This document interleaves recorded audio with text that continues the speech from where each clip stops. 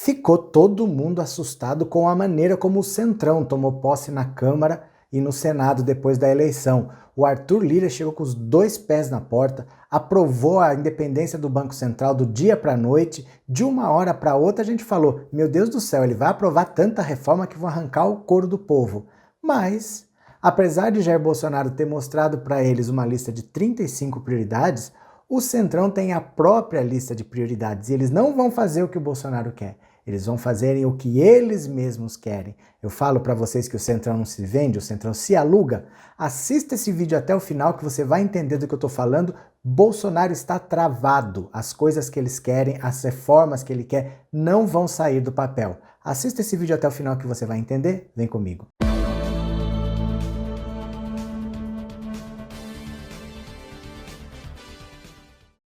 Olá! Como que você está? Meu nome é Roberto Cardoso, vamos direto ao assunto, sem enrolação, porque reformas.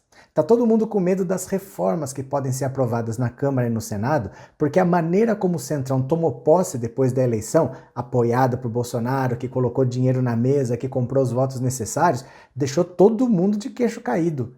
Porque de uma hora para outra votaram a autonomia do Banco Central, do dia para a noite, sem discussão, a prioridade não foi auxílio emergencial, não foi a pandemia, fizeram o que o Bolsonaro queria. E ficou todo mundo, e agora? Como é que vai ser? Pois o Centrão já deixou bem claro, o apoio que o Bolsonaro deu para eleger o Arthur Lira valeu para aquela eleição.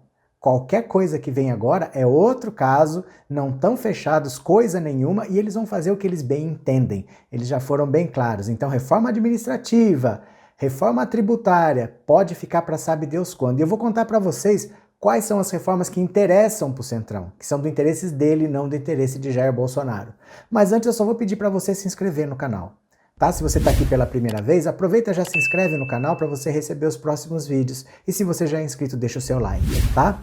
Então é o seguinte, para o Centrão, os Centrão são partidos assim, irrelevantes praticamente, são partidos pequenos, é o que a gente costuma chamar de baixo clero, aqueles que você nem ouve, sabe? O PP, o PL, o Avante, o PSD, o PTB, Solidariedade, são partidos assim que a gente ouve falar menos, né? Eles são de bastidores, são partidos pequenos e eles nunca estão na frente de nada. Eles sempre estão apoiando algum grupo, mas eles nunca tomam as decisões. E agora eles estão no poder. Bolsonaro era do Centrão, se elegeu presidente e agora o Centrão está na presidência da Câmara e na presidência do Senado. Então, apesar de Jair Bolsonaro falar que quer fazer a reforma administrativa, que quer fazer a reforma tributária, o Centrão já falou, aquele apoio para eleger o Arthur Lira valeu para aquela eleição. Agora vai ter que negociar tudo de novo. E eles estão preocupados com as próprias prioridades, que são as seguintes, vem comigo. Auxílio emergencial. Veja, Bolsonaro tinha falado que o país está quebrado, lembra disso? Paulo Guedes nem precisa falar, ele nunca foi a favor de auxílio emergencial. Mas o Centrão, que nunca esteve no poder e agora está, quer deixar a sua marca assim, fizemos alguma coisa para o povo. Afinal de contas, o ano que vem é ano eleitoral. É eleição grande, presidente, senador, deputado, governador. Então eles precisam fazer alguma coisa já pensando em 2022. E o auxílio emergencial tem apelo com o povão. Então uma das prioridades do Centrão, não é prioridade de Bolsonaro, não é prioridade do Paulo Guedes, é aprovar o auxílio emergencial e vai sair, porque interessa para o Centrão. Mas o Centrão também tem outra preocupação muito séria. Existe uma PEC circulando lá para acabar com o foro privilegiado. O que é foro privilegiado? Quando você é deputado, quando você é senador, quando você é ministro, se você for acusado de algum crime, você não responde numa cidade qualquer. Por exemplo, se eu cometer um crime na minha cidade, eu vou aqui responder. Não, se eu for um deputado, eu vou lá em Brasília, no STF, para julgar. E isso para eles é uma beleza, porque lá no STF é uma corte só para julgar o Brasil inteiro. E são mais de 60 mil funções que tem foro especial. Aí cai tudo numa fila lá. É tão longa essa fila que às vezes o crime prescreve e não é julgado. Passa de 10 anos. Depois que chega no STF, passa de 10 anos. E tem um projeto para acabar com esse foro especial. O Centrão se interessa por isso? É claro que não. Para o Centrão tá ótimo do jeito que tá. Deixa lá no STF nessa fila que é melhor para eles mesmos. Então a prioridade do Centrão é nos bastidores desarticular essa PEC e fazer com que esse assunto morra, para que continue o foro privilegiado do jeitinho que ele está. Também interessa para o Centrão abrandar a lei da improbidade administrativa. Eles acham que essa lei é muito rigorosa, A punição é muito alta, porque quando considera-se que você está cometendo improbidade administrativa, que são assim crimes na administração pública, você tem os bens bloqueados e você tem os direitos políticos suspensos. Então imagina você ser um político, você não poder disputar a eleição e você ficar com os bens bloqueados. Eles querem restringir. Hoje várias coisas podem ser consideradas improbidade administrativa. Eles querem restringir para reduzir para pouquinha coisa só e acabar com essas punições aí de deixar a pessoa inelegível, de bloquear bens. A prioridade também é acabar com isso daí. Outra coisa, obviamente, que não podia faltar na lista do Centrão é a tal da PEC da prisão após segunda instância.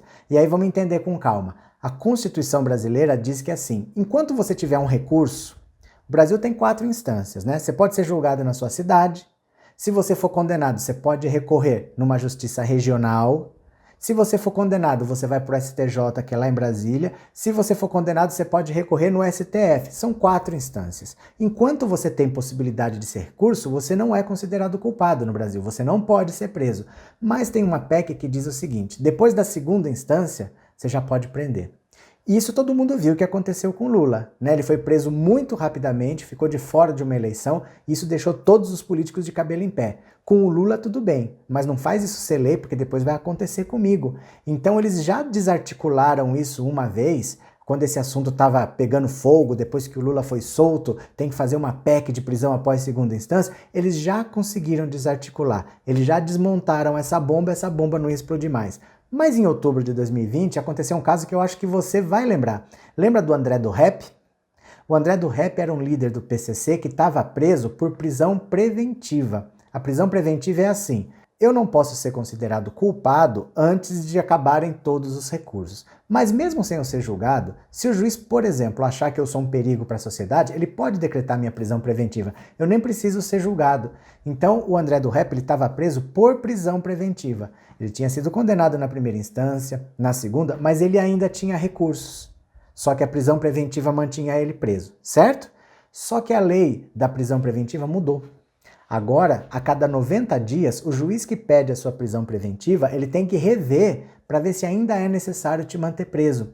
Então a prisão pode ser mantida para sempre, a prisão preventiva, mas a cada 90 dias ela tem que ser revista. E no caso do André do Rep, o juiz que tomava conta do caso não reviu.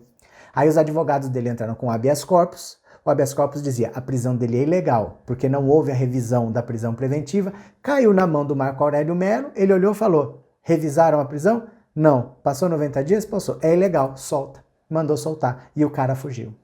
Aí falaram assim, tá vendo? Ele já tinha sido condenado na primeira e na segunda instância, só que a prisão era preventiva. Se existisse a prisão após a segunda instância, ele não estaria solto. Aí voltou a história da prisão após a segunda instância.